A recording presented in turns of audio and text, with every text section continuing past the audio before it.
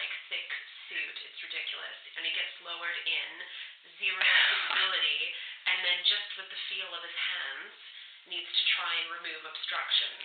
Oh my goodness. And you never know what you're gonna find. I can imagine. Oh my goodness, that sounds. I mean, we sometimes have divers going down to do things, on our waterways, but it's not like that. That hazmat ones are big sort of orange or yellow sort of. Exactly. Oh wow. That's exactly right. Yeah. Wow. It's incredible. So he's got a little microphone in there that he can communicate with the surface, but otherwise he's just down there. And the man who's been doing this job has been doing it for 30 years, if you can imagine. I imagine it's quite hard to recruit people into it. Anyways, so yeah, when I think about obstructions and random things thrown into water, it can be sometimes a bit gruesome and sometimes a bit just like, what? Like, so random. Yeah. Yeah. Yeah, interesting.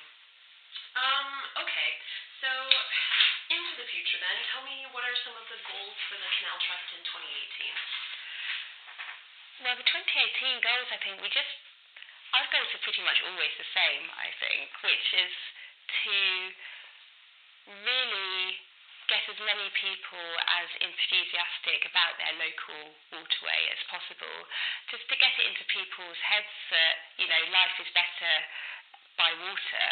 It's somewhere there, especially in places like London, other urban areas which can be very built up. The canal is like a special place where you can come and relax. It might be the only green space in your area. You can come down, you can go for a walk, you can feed the ducks, you can be more involved, you can get on a boat, you can go canoeing. But they're just special places, and we want people to feel more of a sense of ownership for them. So, instead of just thinking, going to walk along the canal is probably something that the council looks after, I don't need to think about it. Thinking, this is my canal, I want to play a part in keeping it lovely.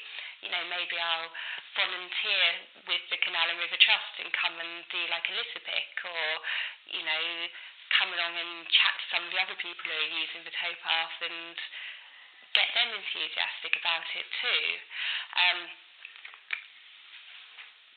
Just to sort of fuel people's love for the waterways and to make them realise that they're really important places and that we don't want to lose them. We want to keep them there for,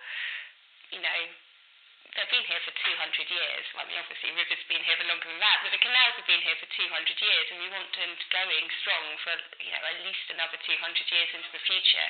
And for that to happen, we need people to be passionate about them. And often, boaters are the most passionate people of all. So, it's really important that they're involved. Cool. And with regards to the mooring strategy for 2018, what are some of the goals with that initiative? So, it's sort of seeing how the consultation results come in first. So we're going to be looking through all those. But it would be good to be identifying more places where we can put in more water points and more loo facilities, and to just get people moving, spreading out a bit more. So maybe thinking, okay, so centre of London is really busy. Maybe I will explore like a little bit further west or a little bit further east and north going up the Lee, just to unclog some of the central areas. So some of the mooring strategy proposals are to look at how the moorings in some of the busy areas are managed. So maybe look to see if we can create more moorings in places that aren't currently moorable. For example, maybe they need a bit of dredging, or maybe they need some mooring rings put in, so this gives more people a chance to pull up.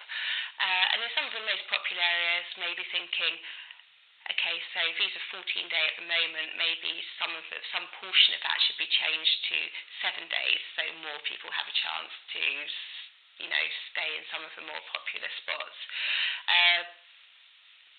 I think that's about it. It's really about sharing the space fairly and the need to manage it, because at the moment it's not working for everyone, and we need to find a way to make it do so.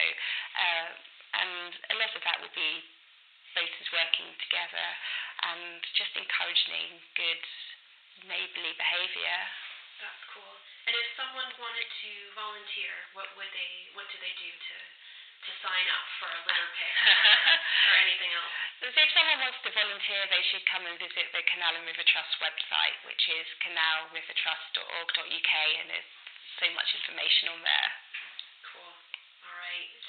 Thank you, Fran. That was really helpful. Thank you. And super interesting.